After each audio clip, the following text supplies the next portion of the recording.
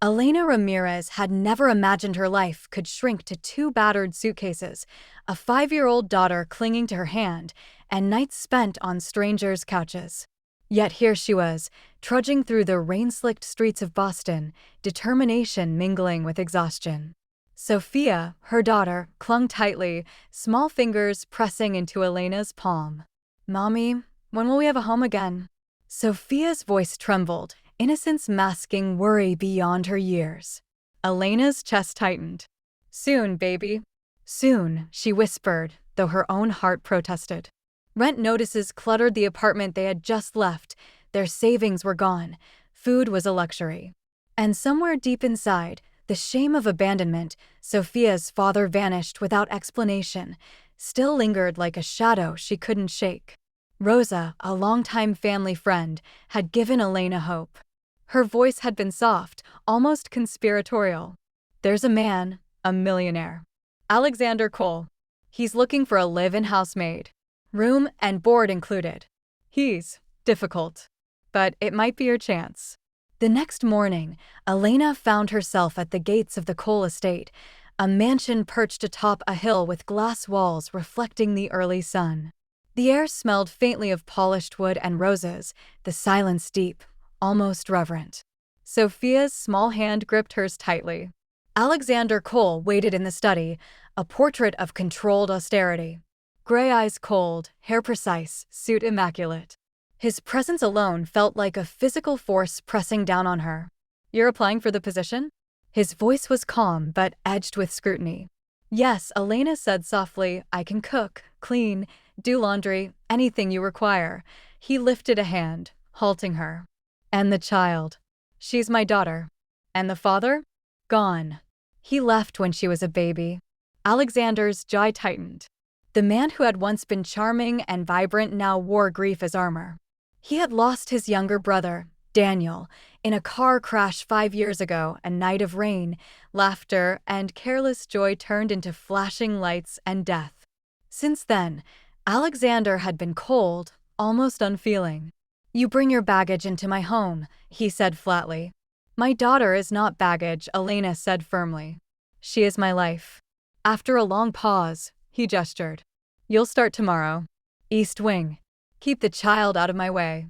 That night, Elena held Sophia close in the sparse room they were given. Memories of past nights in shelters, eviction notices, and lonely cries filled her mind. Meanwhile, Alexander wandered the mansion's echoing halls. He couldn't escape the memory of Daniel's laughter, the crash, the guilt. His soul had been locked away, and now Elena and Sophia were the first light forcing the doors open. Gradually, the fragile walls between them began to crack. Alexander observed Sophia drawing in the sunroom, kneeling beside her to ask about the colors, the shapes. For a fleeting moment, his eyes softened. Elena noticed his gaze lingering, sometimes a little too long, sometimes protective. But the sisters, Victoria and Isabel, observed too. Victoria, commanding and ruthless, and Isabel, subtle yet cunning, disapproved of Elena entirely. "This is unacceptable," Victoria whispered during lunch. "He cannot associate himself with someone like her."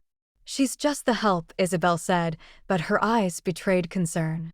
"And yet, he looks at her differently. That's dangerous." They began planting seeds of doubt and cruelty. Rumors whispered to family friends, subtle insults, veiled criticisms aimed at Elena's character. At dinner, Victoria spilled wine on Elena's apron, smiling with false innocence. Alexander saw it all, but he said nothing, his silence more potent than any words. One stormy evening, Sophia ran into Alexander's study, shivering and frightened. Elena followed, apologizing. Instead of sending them away, Alexander wrapped a blanket around Sophia and read aloud from a book until she relaxed. Elena saw the man who had been cold, now gradually returning, drawn by her resilience and her daughter's innocence. "You're good with her," Elena whispered once Sophia was asleep. His voice low, almost a confession. "I wasn't good enough with my brother." Pain and regret laced every word. Elena reached for his hand. He didn't pull away. Love was slow. It came in stolen glances, long conversations, shared silences. It came when Alexander defended her quietly but firmly. Enough. Elena works harder than anyone here. And Sophia is a child. My home is not your stage for cruelty. But the sisters were relentless. They orchestrated schemes to test Elena's loyalty and patience. Rumors suggested Alexander's engagement to another woman. Whispers implied Elena was a manipulator. Heartbroken, Elena almost left, but Alexander stopped her. "You don't run," he said firmly. "Not from me. Not from Sophia. Not from us." Tears blurred her vision. "Why? Your family. They'll never accept me." "You're not just anything," he said, voice fierce and breaking. "You and Sophia brought me back to life. I was dead inside. Until you." It was a confession, tender and raw, setting their hearts alight, though the storm was far from over. The sisters' plotting, escalating rumors, and public insinuations loomed like dark clouds over the fragile warmth they were building. The storm broke the next evening. Rain pelted the streets as Elena drove with Sophia close. The press had caught wind of whispers and lies, that Elena was a gold digger, that Sophia wasn't her daughter, that Alexander's judgment was compromised. Elena's heart ached under the weight of judgment, and the shame threatened to push her to leave. Alexander Cole was pacing the mansion, phone in hand, fury simmering under his composed exterior. The sisters' schemes had escalated. This time, they aimed for public humiliation at a gala attended by Boston's elite. Their plan: to ruin Elena before the press and isolate Alexander. Elena, exhausted and humiliated, sank into her couch in the East Wing, holding Sophia close. "Maybe we should leave," she whispered. Sophia shook her head. "Mommy, we have Alexander." Just then Alexander appeared, closing the door behind him. "You're not facing this alone," he said softly, brushing a strand of wet hair from her face. "We do this together." The gala was a study in opulence. Crystal chandeliers, sparkling gowns, and the soft murmur of high society. Elena walked beside Alexander, nerves tight, Sophia's tiny hand in hers. Victoria launched her first attack, subtle jabs, laced with venom disguised as concern. Alexander's hand brushed Elena's, grounding her. "Don't listen to them," he whispered. "You belong here with me, with us." Isabel tried direct confrontation, accusing Elena of manipulation and questioning her character before the cameras.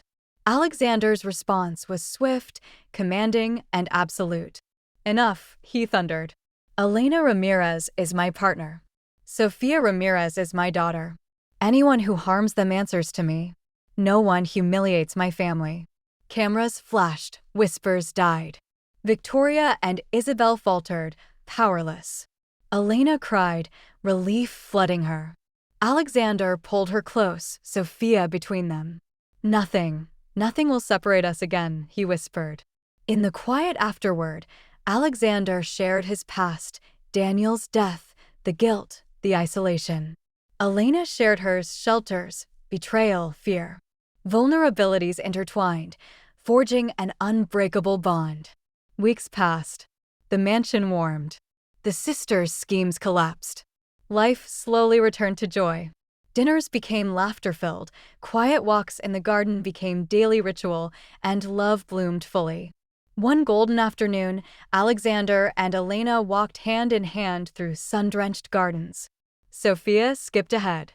Alexander stopped, taking Elena's face in his hands. "You're my life now," he said softly. "And I promise, no one will ever take this from us." Elena leaned into him, tears shining. "I believe you," she whispered. "I love you." Sophia ran back, laughter echoing. "I love you too, Daddy."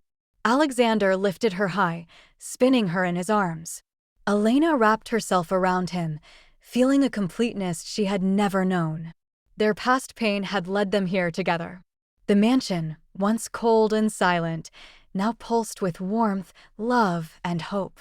They had faced cruelty, grief, and betrayal, and triumphed. Together. Nothing, they knew, could ever tear them apart again.